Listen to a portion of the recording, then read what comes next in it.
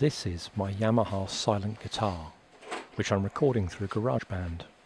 I normally play just listening through the headphone jack. One thing I learned is this thing absolutely eats 9-volt batteries, so I use a USB power pack and a buck converter and to use the 12-volt input. One of the things I love about this guitar is however you sound in the real world, you sound 100 times better through the headphones.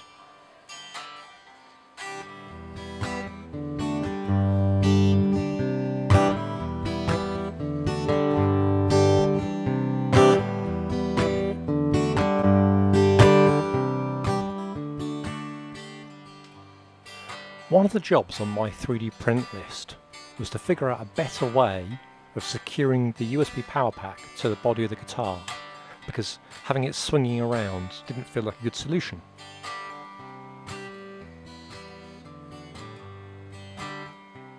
I spent a bit of time puzzling over it, because unlike the enclosures I've been working on, which are simple boxes, the ability to clamp two irregular things to each other needs a bit of thought. As well as accurately modelling a shape, I had to work within the constraints of what I can physically print, and also the strengths of PLA.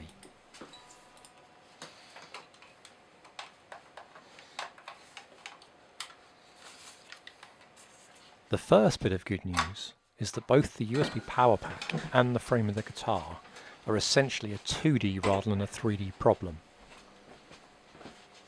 That meant I could actually sketch both of them on a piece of cardboard, put the cardboard through a flatbed scanner and bring it into CAD so I can model the curves.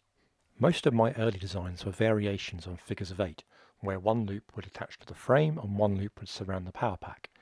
These designs were typically hard to print and also didn't work very well with the PLA's strength. The solution I came up with and was very pleased with was to mix the use of cable ties in with the use of a 3D printed part.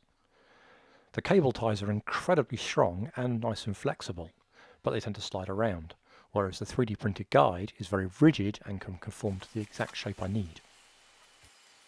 On my first print, I didn't make the slots large enough to account for shrinkage and also the printer not making perfect rectangles.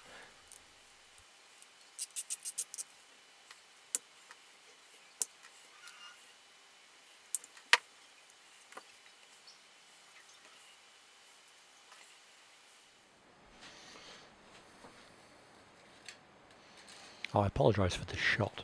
Shooting a black part by a black power pack with black cable ties against the black guitar frame in front of the black chair cushion wasn't my best idea. I feel I learnt quite a lot doing this project. I solved a number of engineering challenges and I worked well with the material constraints. I also learnt I absolutely hate the end result, it looks awful. So, back to the drawing board. Thank you for watching and stay safe.